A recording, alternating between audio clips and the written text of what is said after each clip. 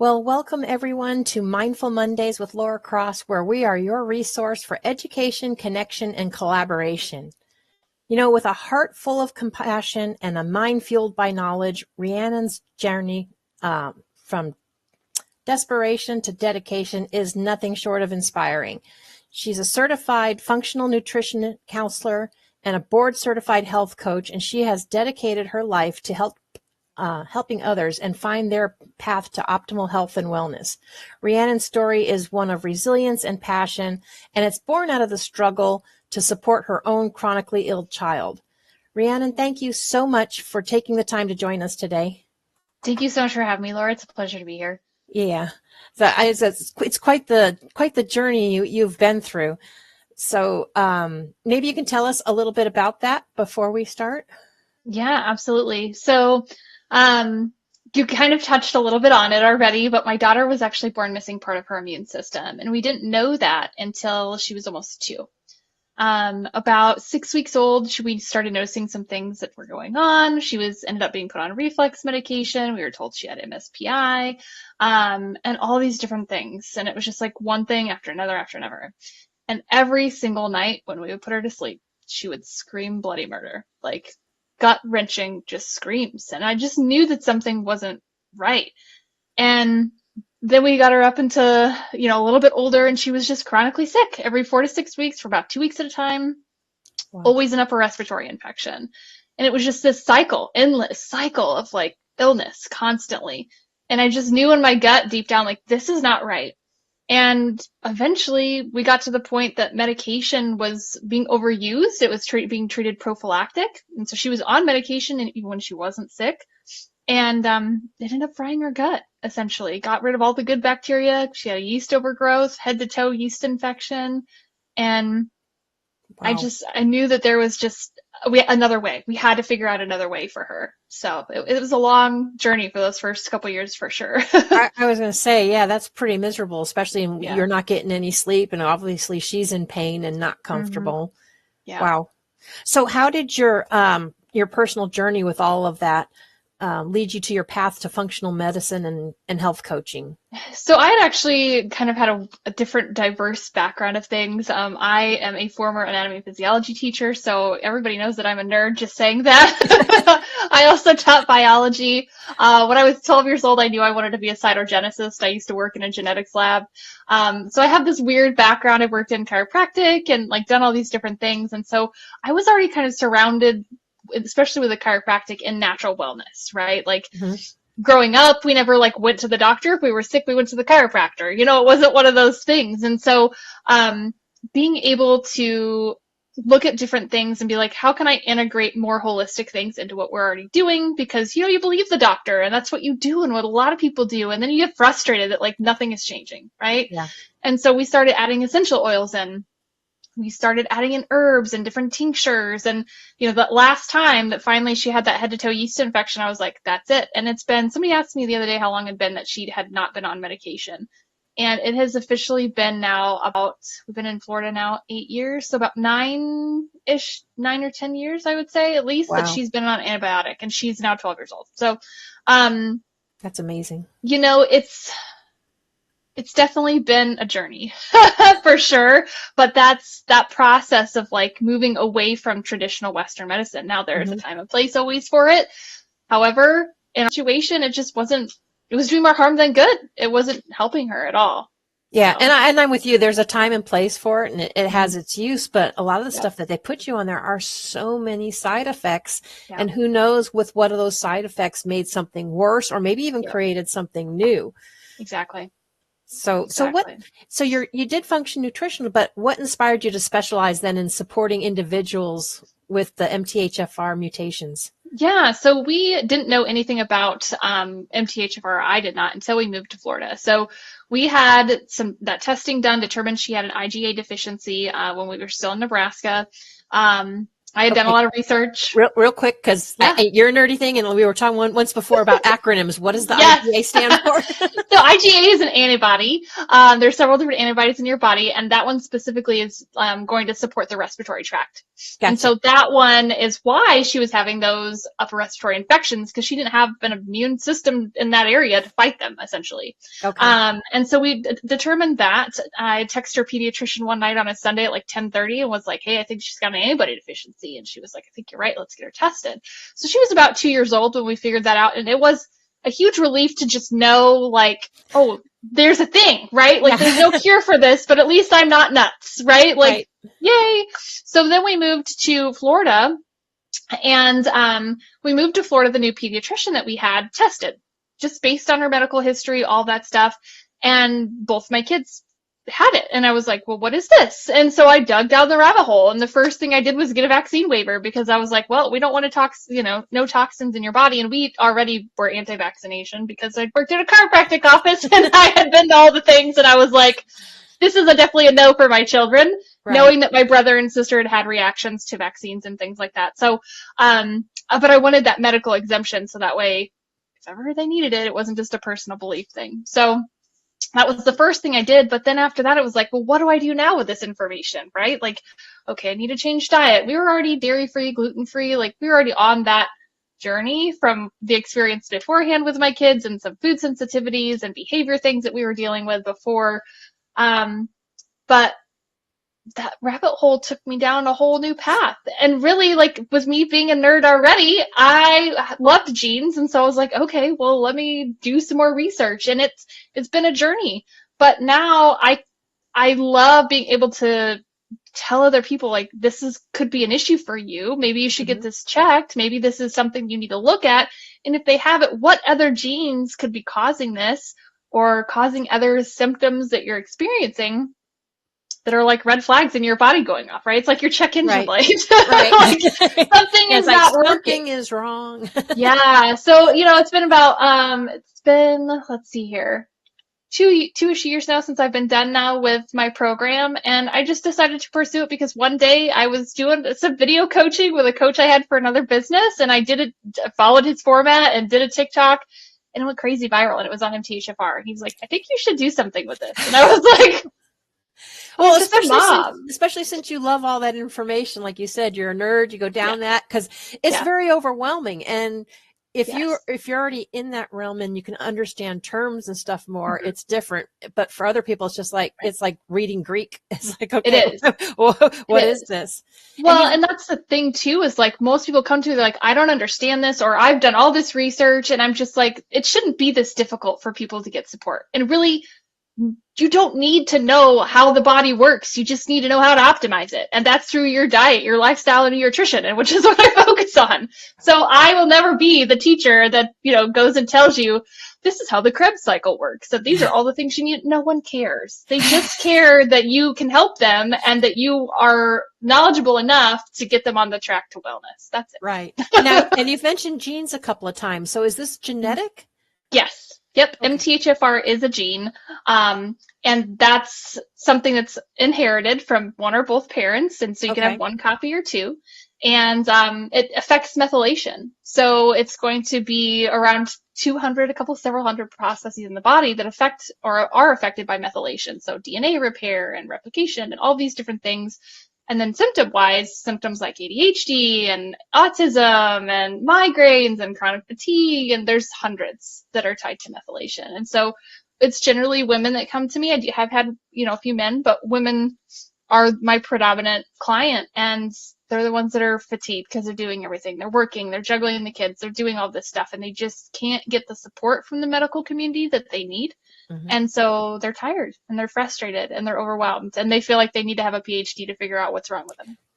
Speaking of PhD and and methylation, you want to tell everybody what MTHFR stands for? So it's methylene tetrahydrofolate reductase is what MTHFR stands for. Yeah. Okay. Cool. I was just saying, got to explain our acronyms here. We get carried away sometimes. I've done it with the military too. You just start spitting stuff out and people look at you like, okay, it's different language. Yep. Exactly. So can you share a defining moment of when you realized the impact that, the mindfulness had on your own health and well-being with all this? Yeah. Absolutely. I think for all of us, the big thing was COVID times, right? Like that's really where I started to look after things and be like, okay, I want to change things in my life. I'm overworked, I'm burnout, I'm stressed, for myself. And so I had to start making changes.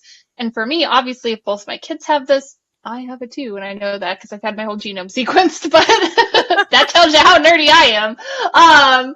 But, for me, it was like, how can I take simple practices into my daily life in order to rest assured, not live in this constant fight or flight. And I was talking to a client about this the other day, and I said, I no longer live like I'm in a state of emergency. Mm-hmm. And I feel like, especially with all the chaos of the world, of life, of kids, and, all the roles that we play for all the parts that we play in our lives, it's a different stress, and they're constantly coming at us. And we are almost conditioned to be in a constant state of flight or flight, right? Yeah.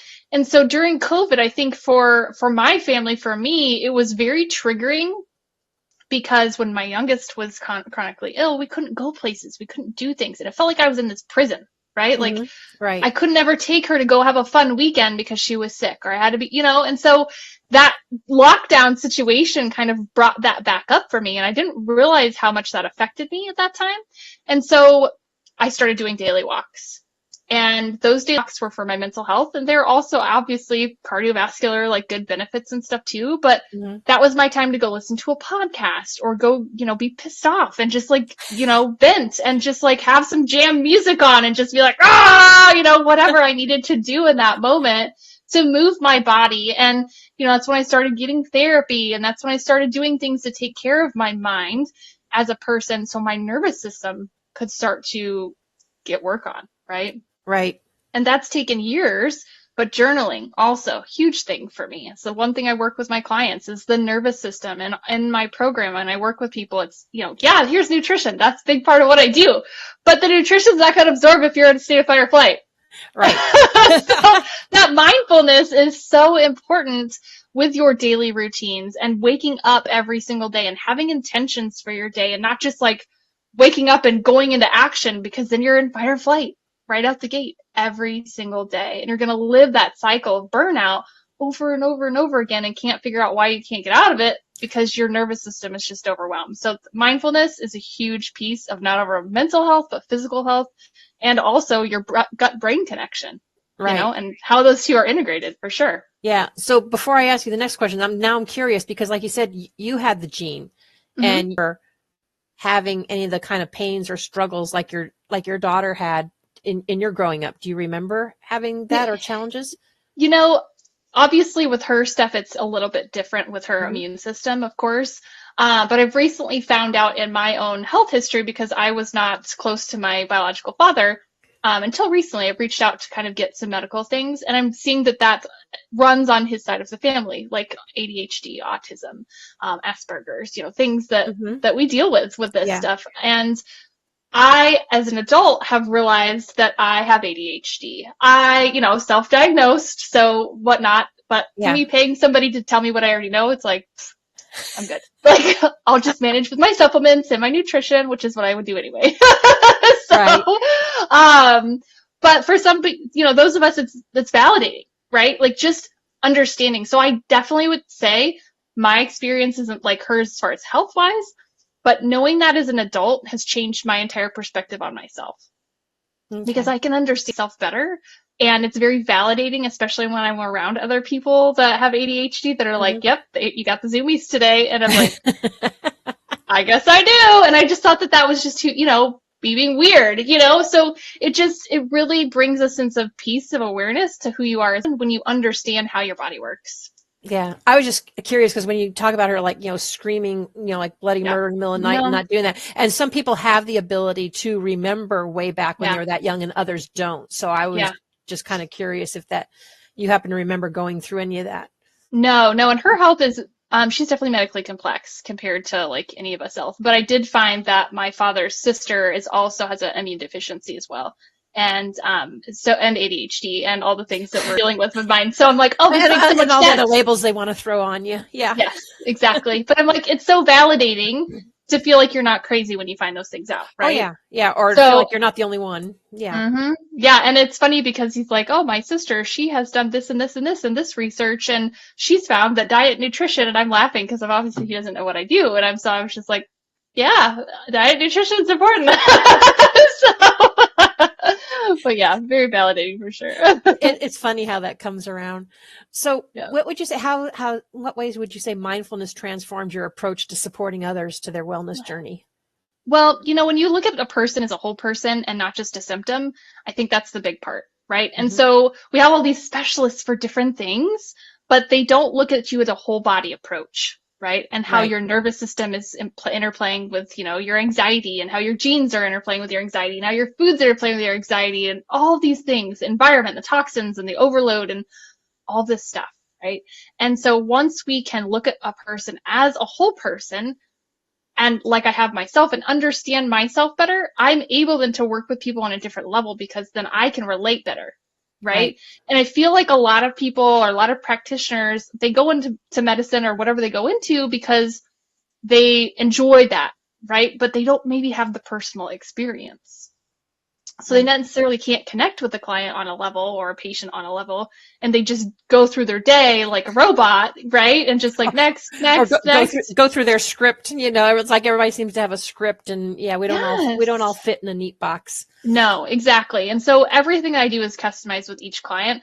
Like a client I have now, she's like, I'm overwhelmed. I've got this going on, that going on. She's launching a business. And I was like, we need to work on your nervous system while we're working on your nutrition.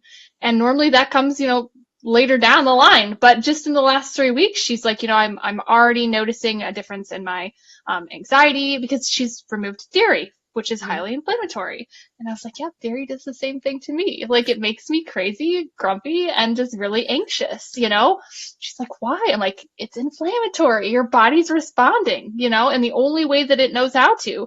But we have to also work on those transitions in the morning, and getting up and setting those intentions. And it's a whole integrative approach. I don't just look at nutrition. I look at you as a whole person. Yeah, and you kind of just strolled right into my next question, which was, how do you tailor your guidance and support, to meet, because we're all unique, so we all have our own unique needs, and I'm sure there's, like you said, there's many different variations of the MTHFR. So yeah, so with that, a lot of people will come to me and be like, oh, I already know I have it. I don't need to be tested again. I'm like, wrong answer. We are going to test you again. Every single client that I work with, I retest them, and this is the reason why. Because most people that come to me have had testing, but they've only either tested 1 or 2 genes. They've only done a select few, only know 1 or 2 things, but they don't know what to do with it. They don't know other genes that could be interplaying, or why that this is contributing to each other. And so I test for 150 genes, and then we're able to go, here's the top 3 pathways we really need to focus on, because these could be the most problematic based on the pairs of genes that you have. And then here's the lifestyle changes you need to make specifically. Here's the supplements that are suggested for you specifically. And here's the foods that are suggested for you for your gene pairs. And so that's how we customize and tailor that to them. And then they have actionable items that they can take and run with, because they go, oh, okay, well, that was so much easier than just thinking like homozygous, heterozygous, met val, whatever. Like, people feel like they need to have a freaking degree in the genetics in order to do this stuff. And like, you don't. You just need a comprehensive test that lays it out for you in a way that you understand. So then that way you can take action from it, because it doesn't do you any good just to know that you have one gene. Like, right. Like, okay, you need to know what other ones. Do you have dopamine ones? Do you have issues with histamine? Do you have issues sleeping? Can THC cause an issue for you if you're taking it? Because a lot of people do, for pain, for sleep, and it could cause adverse things for them. Like, and so being able to be like that, they're like, oh, that makes sense as to why XYZ. And I'm like, yes, but, like, our genes are telling us things. We just know how to read them and to look at them. And this testing makes it so simple to customize that approach for each individual. Yeah, and that's neat, because like I said, we are unique, and the fact that you can actually take that time and dive deep in with that person, because most of the doctor, and I don't go to doctors very often. I don't go unless I absolutely have to, because I'm like you. I'll research and figure out how I can get rid of it naturally. But a lot of them just don't have the time, or don't spend the time to dig in that deep with college. So if nothing else, you can at least provide them with education that says, hey, here's, if you really want to, here's what you need to be asking. I think sometimes maybe people just don't even know what to ask. Exactly. And I had a girl come to me this week and she's like, I had this practitioner sit down with me for 4 hours and give Wow. me like, here's all the things about methylation and here's all the things about this. And this is an educated guess, trust me, based off one gene. And I'm like, I'm not comfortable with that. I would never sit there with like my program's 12 weeks and I teach you, all the things like nutrition, like all these different things, but I'm not going to sit with you for 4 hours in one shot. Your head's going to explode. Like as a teacher, I know one, you need breaks, right? Yeah. Like you're overwhelmed. It's a new topic. And she was so overwhelmed. She's just like, I don't know what to do with any of this information. Do you think I should take these supplements? And I said, I can't tell you that without looking at a bigger picture and understanding what tests have already been run, what things that she's given you. Like I don't feel comfortable as a practitioner saying yay or nay. Like you have to trust your gut on that. And if you are not happy with the fact she's not responding to you, you're overwhelmed, you're not getting answers, then that should be the answer that, you take and kind of go with. Yeah. And it's not only that, because I remember when my fiance was like diagnosed with type 2 diabetes and I am trying to like learn everything. And then I felt like everything was contradicting itself. But when something like really hits you, it's almost like your ears shut off. So they might still be doing this, but you're really not hearing them because your head's still swimming on this one that you just heard. So yeah, I can't imagine 4 hours that I mean, it's nice that they want to spend the time to do that, but right. Yeah. Right. But it's not sustainable for anybody. And then she's like, well, I can never get a hold of her because I'm texting her and she's like, text me back that she's busy or I don't hear from her. And I'm just like, yes. Yeah. So that's, some people may be good at what they do, but there's other parts that need improvement. And we're all human, right? We all have our things. But when people do one-on-one coaching with me, like you get access to me through the portal. Like that's the whole purpose, is to get those questions answered. Like that's why you're working with me on an individual basis. And I don't take a lot of clients one-on-one because of that. Yeah. I don't, because I want to make sure I have the capacity energetically to support these people on their journey and not overdo it and overextend myself, that I can't live up to what my intention was of why I started my practice in the first place. Yeah, absolutely. And speaking of taking breaks, we need to take a break real quick from a word from our sponsors, and we will be right back. And I know you have more tips of stuff you can give people, where to start. So stay with us. We will be right back. Hey, we got soul. Oh yeah, we got soul.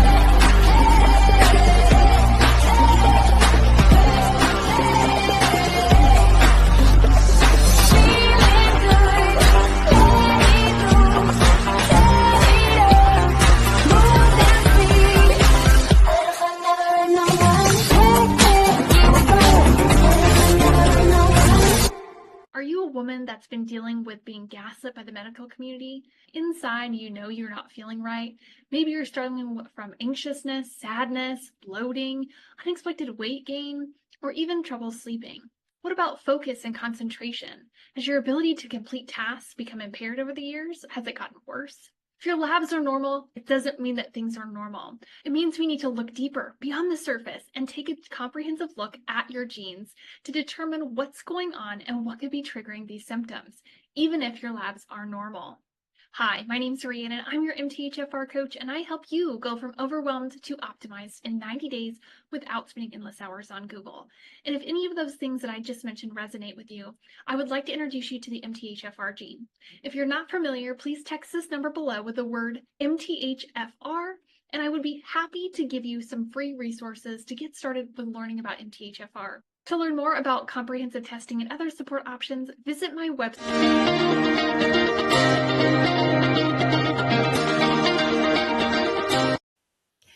So Rhiannon, for somebody new to mindfulness, what simple steps or practices would you recommend for integrating mindfulness into their daily routine to help them with this? I think it really starts with making space in your day for what you're looking to achieve, right? And so we talked a little bit about like setting your intentions in the morning, going through that start of your day, making space, whether that means getting up a little bit earlier, journaling, maybe that means going for a walk, enjoying the moment and really being present is really what mindfulness is, right? And so if you can just take that time, whatever that looks like, maybe it's sitting outside on your porch with a cup of coffee with no kids around, like that just gives you that little sense of peace to transition into the day, to kind of mentally prepare, to be fully engaged with the birds chirping or the wind blowing or whatever. No phones, nobody else, just you and your body. That really is a great place to start, in my opinion. Moving your body is a great way to process your feelings and emotions as well. So when I started therapy, that was one of the things that my therapist was like, I think you should go on a walk. And I was like, oh, okay. All right. She's like, move those emotions. Don't let them get stuck. And that made so much sense to me. So that's like a habit for me too after therapy is like going for a walk, like need to process, and so having that way to kind of release those things and move them through the body so those emotions don't get stuck is also, I think, a huge piece in mindfulness. But, there's so many different activities. You can do yoga, you can do Pilates, you can do meditation. And we go through all of this stuff in my program too. I have different experts that come in that are able to share their experience, but I think really it just starts with a morning ritual of time for yourself. Yeah. So what would you say with all that? Because you're based on nutrition and everything. Mm-hmm. How would you help somebody like improve their relationship with food and their overall wellness? That's a great question because we all have different experiences with food, right? Like we either overeat or we undereat, or maybe we eat in front of the TV or on the go. Maybe we're scrolling through TikTok or whatever while we are eating. Comfort food. Mm-hmm. And maybe growing up we had food scarcity, right? Maybe we lived in a food desert. There's all these different things. Maybe religious beliefs come into play too with like fasting and things like that. And so I've just created a workbook and put that into my program to ask, like really like to analyze, what is your relationship with food like? Do you have a healthy relationship with food? Because that's a huge piece, right? Like, and I want to know what that's like for you. What were your experiences growing up? Because if you have a poor relationship with food and you tend to overeat because you had food scarcity growing up, then that's something we need to work on, right? Like we need to figure that out. And so that's a conversation we can have in our sessions together for sure. But I don't think a lot of people spend enough time and have the awareness, right, to sit with that and think about it, because it's not something they've ever been asked to think about. Yeah. Awareness is a big thing. And it's something that I was tuned into recently, over the last couple of years. We don't often think about that we're eating because we feel like we're munchy, but if you sit and listen to your body, you might not actually really be hungry. You're not hungry, but you're just eating bored. To eat, either because you're bored. Yep. Yeah. Bored. People that are stressed, we always say chocolate, give me chocolate or the comfort foods. Mm-hmm. I don't remember ever in my day or in my years of school of that ever even being, discussed. Right. And now we will buy things that are fast, easy, and cheap, and the results aren't fast, easy, or cheap to get rid of them, right? Yeah. Like if you compound that over time, then you're going to have some health problems, right? And what they have taught us in the past about, the food pyramid and food plate and all that stuff is garbage. Dairy, you need dairy. No, you don't. It's all marketing campaigns for all these big companies. Mm-hmm. That's it. That's all it is. It's not something your body actually needs. And we buy a lot of our food now in the center of the store when we need to be focusing on the outside of the store, right? And so just different things for people to think about and shifting their mindset around food. That it's not something to, it's not meant, it's meant to be enjoyed. Don't get me wrong there. Obviously, I'm a foodie. I love food, right? I used to be like 70 pounds heavier. I love food and I can eat me some food, but it's also knowing your hunger and fullness cues, making sure that you are getting enough water, because if you're dehydrated, you can actually be getting those hunger cues, but you're actually dehydrated, and, stress eating, binge eating, all that stuff. If you tend to overeat, like I said, as a child, you didn't have enough food, but you didn't have that awareness. And then you're like, oh my God, that makes sense as to why I do what I do. And you can consciously work on changing that behavior once you're aware of it. Right. But before that, if you don't know where it stems from, you're just going to keep doing it and be like, why can't I break this pattern? stop beating yourself up and realize where it stems from. Like, that's why. Like, that's what you need to do. Yeah. You always hear from a lot of people, it's like, well, if it's good for you, it can't possibly taste good. And I know that's not true. It's a matter of what you do. You get things with it. But I think a lot of times we don't pay attention either, because we may really love the taste of something.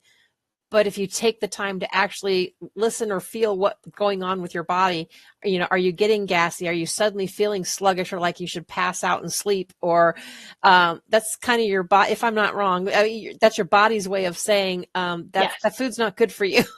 Yeah, and it could be a simple situation that's an easy fix, like your gut health, right? Like, I had a situation before I came into, doing what I do now several years ago. All of a sudden, I had this huge aversion to meat. Every time that meat was cooking in my house, I wanted to vomit. And I was just like, what is wrong with me? Like, I'm not pregnant, clearly. But, like, what? Ew, why? And so I did a food sensitivity test, and, like, every food came back, which was, like, a giant red flag that my gut was, like, destroyed, and I needed to work on it. And so I did.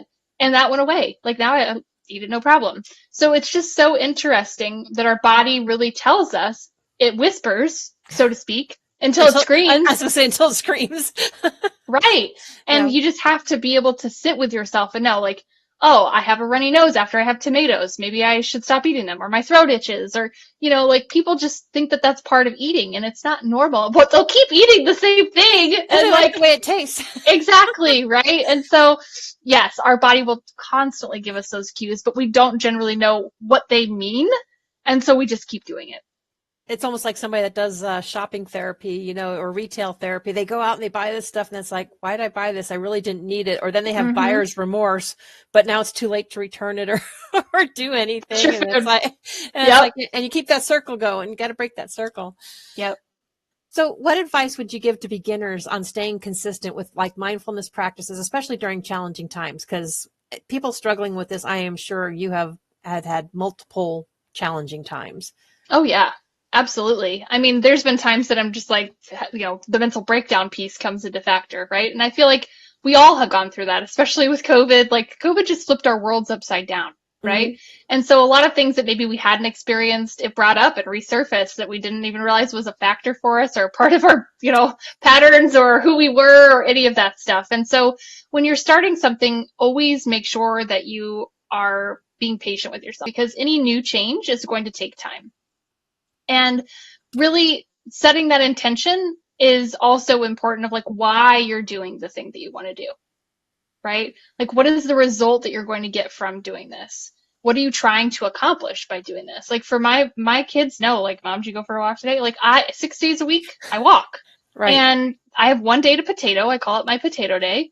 And that's the day that I get to read or just lay around. Like, my body physically rests that day. My mind may be going, and I may be, like, doing other things to get stuff done, but following my energy at this point in my life is very important.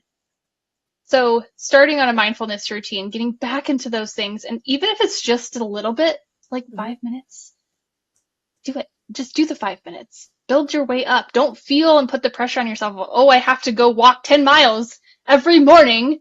No, like, go walk for 10 minutes. Like, that's it. Like, just create that sustainable change, because if you don't do it simply and try to overdo it, you're not going to do it. Just plain and simple. Like, when I first started journaling, when my therapist was like, you should journal, I'm like, what do I write? Like, I hadn't had a diary since I was in, like, middle school, right? I was like, what do I even write?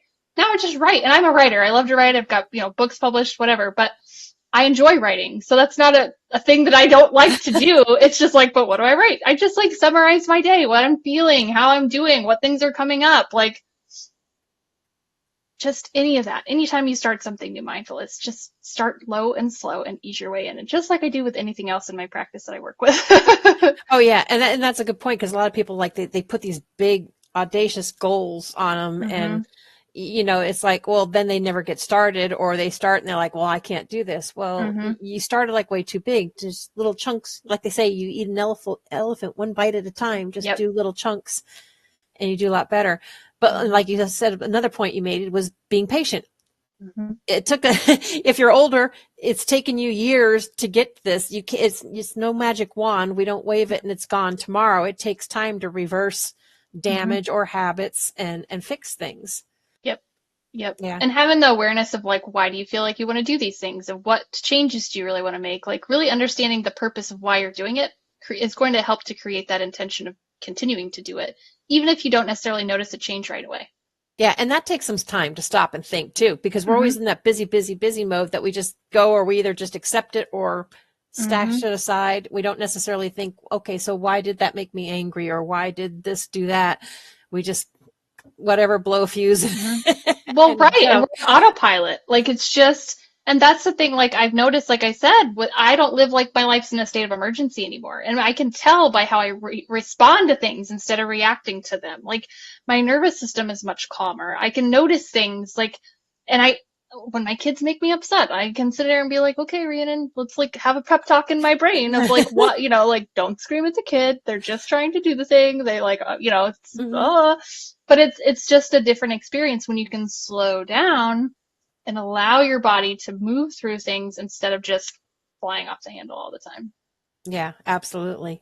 So can you share a success story of a client maybe who saw significant improvements in their health and their well-being from your personalized approach of wellness? Yes. Okay. So I had this client come to me when I first launched my program, and she was experiencing chronic migraines. She had been on a daily inhaler or daily antihistamine and an inhaler for years due to allergies.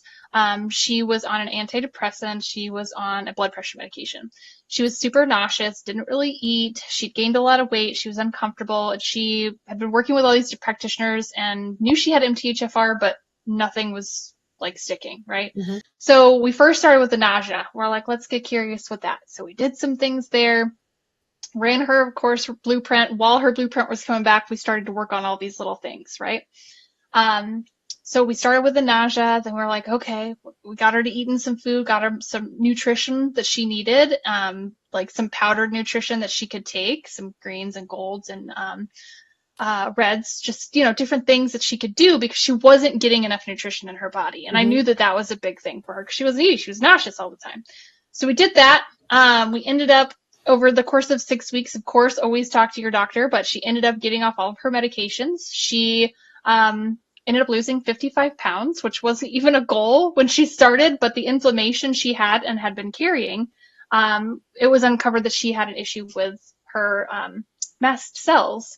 And so she was constantly activated. And so that's why she was getting the headaches. And they were very hormonal and tied to all these things. And so she had huge results, and she was so happy. Even after, like, we were halfway through the program, she's like, I can't believe all these changes. And by the end, she was like, I lost 55 pounds. I was like, what? So, just like working through that it's just such a blessing for me as a coach because I'm not doing the work. It takes a lot for the person to be doing the work. I'm here to support, to lean on, to guide, to, do those things, but I can never do the work for people. Right. But when the people come to me and they're ready to do the work and they see the results, I'm like, hell yeah, you did it, girl. Like, that's awesome. So yes, that one is one of my favorite ones for sure. Yeah, that is wonderful. And like you said, your program's like 12 weeks. So this is like about 6 weeks, halfway through, she's saying. Like you said, it takes time. Because I know if you've had something that all of a sudden something's changed, you can't just like wipe out everything that you did that day. It's like removing one thing at a time to see if it made a change or not. Yep. And that's exactly what we do. Everything that I do in my practice and my program is low and slow. So any new things that we did, we would try one thing at a time because that's something that this other client that came to me the other day was like, oh, she gave me this pile of supplements and told me to take them all and it would be fine. And I was like, no.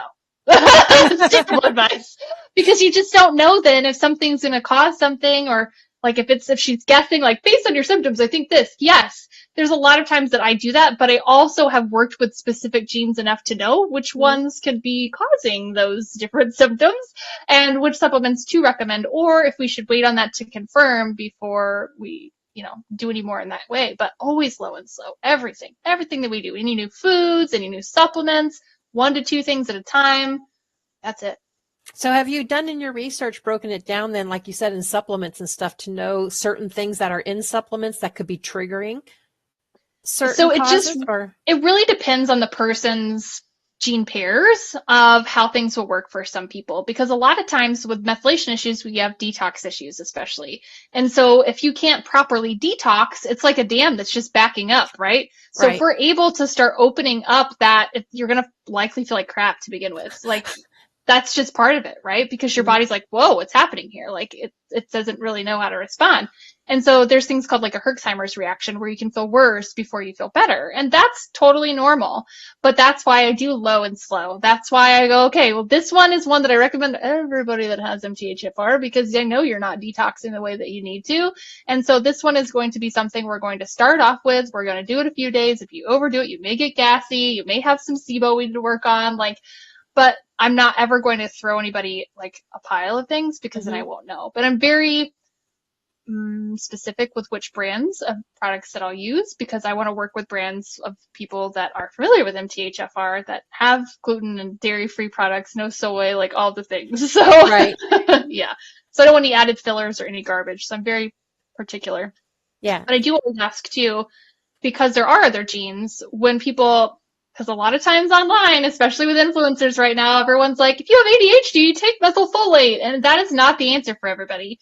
For people that have a slow COMT, that can actually exacerbate their symptoms and make them worse, which is what this girl I was talking to the other day, she's like, well, she told me to take this. And she said, based on I'm an educated guess. And I'm like, anybody that's already anxious and depressed, I will not put on a methylated vitamin if I suspect that they could have a COMT issue based on other things. I just won't do it. Now, can some people tolerate those? Sure, in low doses. But do I want to mess with that if their mental health's already in question? No. I'm not going to do that. I think that's irresponsible. Right. So I will give you a non-methylated version to support you, and so you can still get the things that you need without worrying that your anxiety is going to be worse, you're flying off the handle, you're sad, you're suicidal, because people have had these experiences when they've come to me, and so I don't want to do that. I think that's ridiculous and incredibly irresponsible of people, especially people online. So I'm like screaming into the abyss online, like, don't do it! There's other alternatives! Well, and that's like any of the companies, they'll tell you not to make medical claims, which, any of the ones that I belong to, I never did. All I can tell you is what it did for me. Don't know, but you got to realize we're individuals. But I think a lot of times it gets people that are just so desperate for relief, something better, that they'll try anything. And then sometimes they go down so many rabbit holes, then they get to the point where they're like, well, there's nothing that can help. And then they just try to go into acceptance to say that this is just the way my life is. And it doesn't have to be that way. Cause I think everything is fixable to a degree, for the most part. There's a lot we can control. Absolutely. Yep. And mindfulness, and that is a huge factor in that. And that nervous system regulation is often overlooked in the wellness space. Like, I can give you all the healthy things and tell you to do, get rid of all the toxins. But if your nervous system's still a wreck, it's just not going to stick.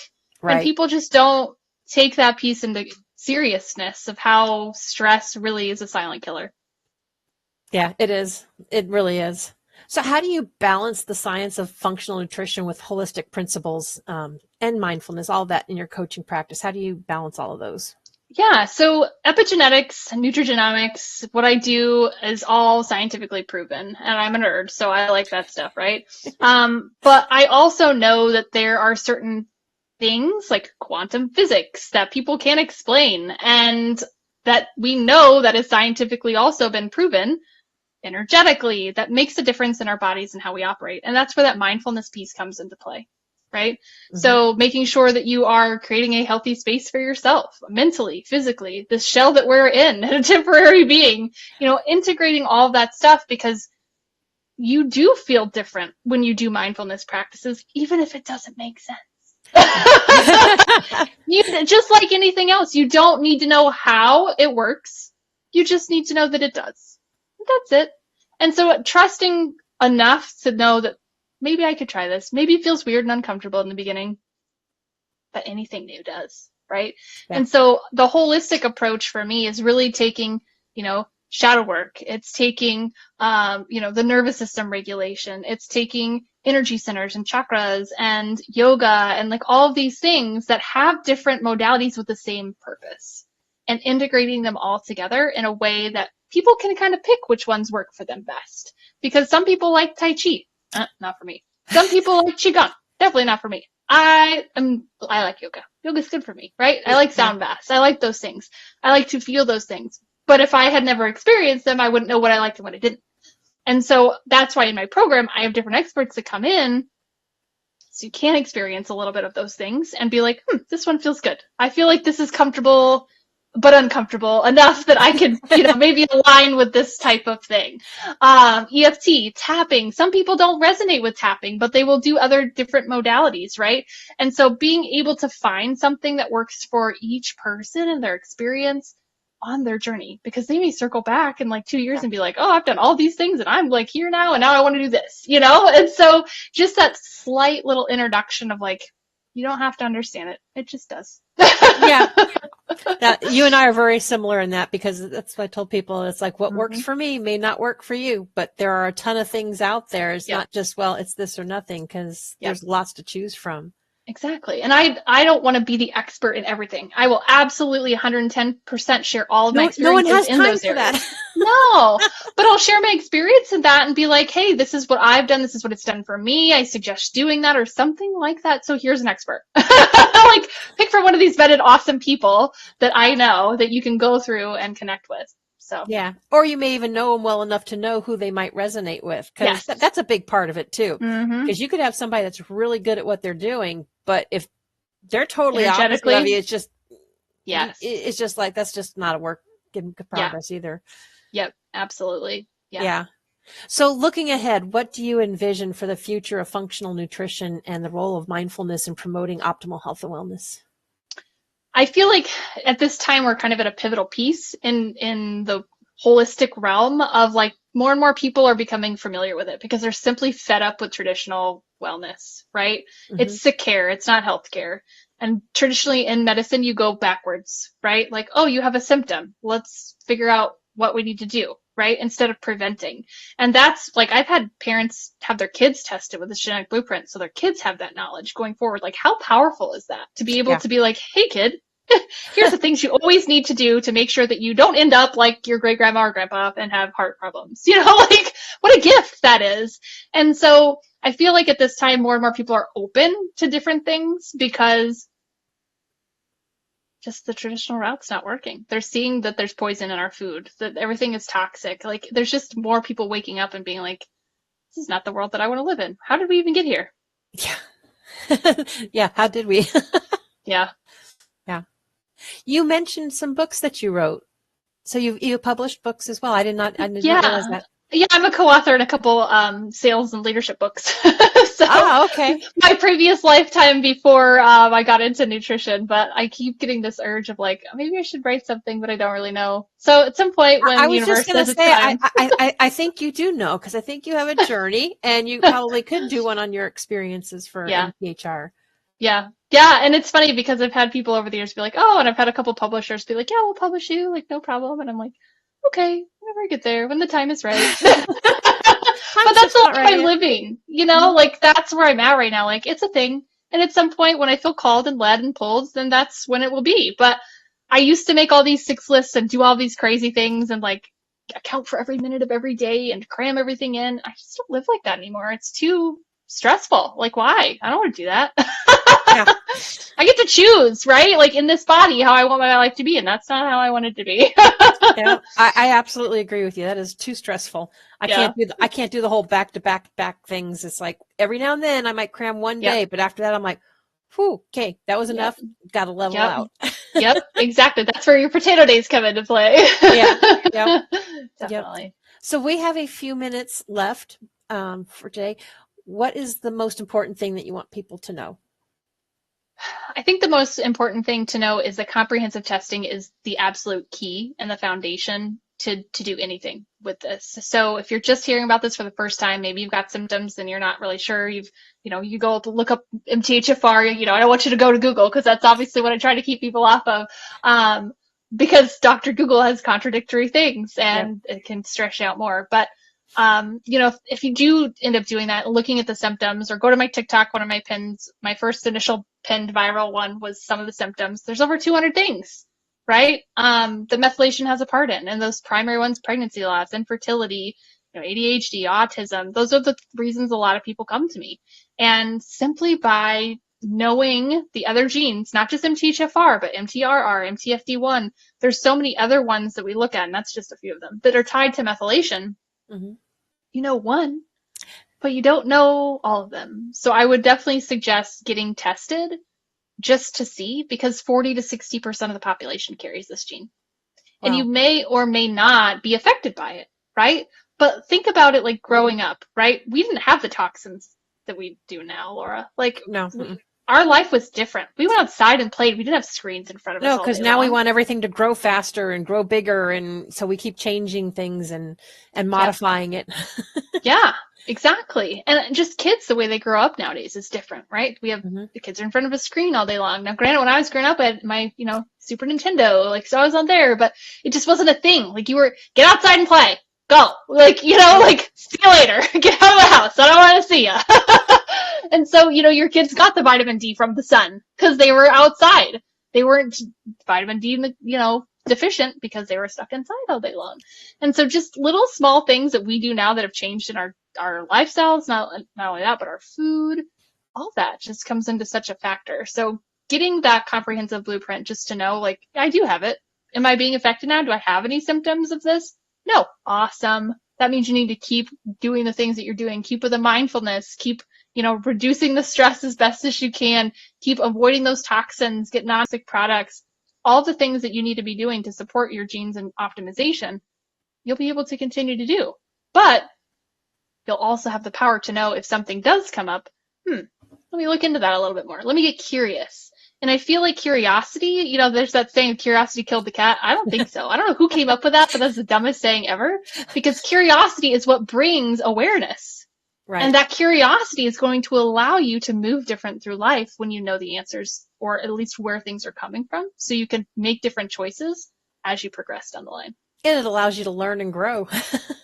Absolutely. Absolutely. And isn't that why we're here? Like, who wants to stay stuck in the same body with, like, getting older and painful with the same mindset for the rest of their life? Ew. Yeah. So if someone thinks they might have some of them and maybe they are going to the doctor, what should what that conversation look like, or what should they ask the doctor about or to test for?